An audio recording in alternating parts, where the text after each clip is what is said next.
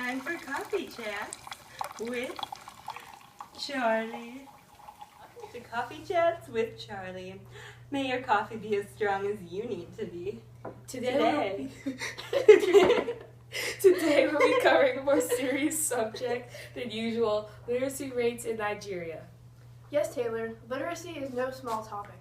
Nigeria is the largest country in Africa, with a population of more than 140 million people. This accounts for 20% of West Africa's people. 56.9% of people 15 and older are illiterate in Nigeria. That leaves a whopping 43.1% of illiterate people in Nigeria. I don't know about you, but this sounds like a serious number. Not only does Nigeria have a huge population, but that also leads to a huge variation of culture and cities. The percentages vary greatly from region to region, almost like the weather lately. The Lagos city has a percentage of 92% of people that can read. Then, when you go to Borno, who has a 14.5% literacy rate, these are two huge gaps. In urban areas, 74.6% of people can read, and in rural areas, only 48.7% of people can read. This is a huge variation throughout Nigeria and is extremely inconsistent, kind of like the strength of my coffee when I don't have my Keurig. There are many contributing factors to these low literacy rates, such as education and healthcare. Nigeria makes up 10% of global total of out-of-school children. They have over 7 million out-of-school children. That is 7 million people growing up without a chance to learn how to read. Here in America, we have about 3 million dropouts annually. Although that number sounds high, it's 4 million less than Nigeria, and these dropouts in America have had at least some exposure to school. In Nigeria, this 7 million may have never even seen a school. Not only is there a lack of education in Nigeria, but there's also a lack of health care. If children are always sick, school will be the last things on their mind. Oh my girls, I don't know about you, but this sounds like a serious topic. The United States spends over $5,711 per person per year on health care. In Nigeria, they only spend $51 per person per year on health care. Not only do they have a lack of spending, but they have a lack of doctors. In America, there is one doctor for every 391 people. In Nigeria, this one doctor per 4,496 people. Not only can people be ill, but they might not even have access to a doctor, or at least get immediate access. This is by all means a factor to the low literacy rates in Nigeria. If you aren't healthy, you aren't going to make an effort to go to school. Oh my, I don't know about you, but my coffee seems to be running a little on the low side. We'll be right back after this commercial break. Bonjour! Welcome to Paris, UNESCO.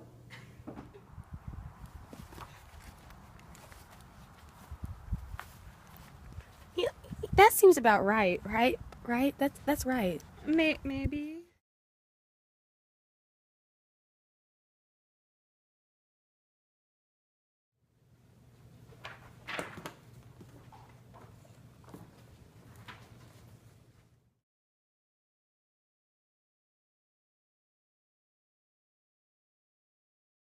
Okay.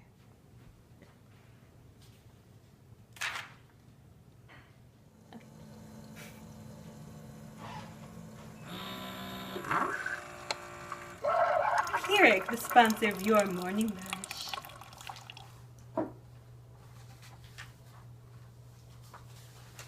Oh my, it seems we're back. Wow, what a heart UNESCO has, and what a good invention, Keurig, the sponsor of your morning rush. I wish my mother loved me as much as UNESCO does about illiterate Nigerians. I wonder if UNESCO has a plan to teach Charlie how to read. I think they should. Charlie is quite the poodle. Now back to the literacy rate in Nigeria. If you didn't know this already, Nigeria is a male-dominated society. So men will generally be pushed into education more than women, causing them to become literate and women not to be. This would explain the gap in literacy between men and women. Men are 65% and women are 48% literate. That is a pretty wide gap for such a huge country. That's a huge contrast from the United States. Women and men are equally literate. Both men and women are 99%. Nigeria also deals with the largest number of out-of-school children, at estimated over 7 million, 10% of the global total. Oh my, I think you'll need more than 1 cup of coffee to deal with that in the mornings. Oh yes. You won't believe this either. Nigerian kids are not required to go to school. For the kids that want to go to school, access is not that easy. With multiple miles of rural and city land, kids might have to walk to school and not have access to the proper means of transportation, causing them to not get an education. Not only is education hard to access, but with Nigeria's varying culture, there are over 300 languages spoken. The main language is English, but if you are in the 60% of Nigerians living in poverty, you may not even be able to leave your small village to learn English. If you don't know English, then you probably won't have good access to a great education. That's so disheartening to know that kids aren't going to be able to get a good education, or any education at all. I'm definitely going to appreciate my education more. As am I. In America, we take advantage of the fact that we can read, and it is such a simple act to use. Imagine not being able to. Oh my, it seems the sun has risen. Hope you've enjoyed your cup of coffee with us. Because we sure have. Be strong, and remember to appreciate your literacy with us. Cheers, ladies.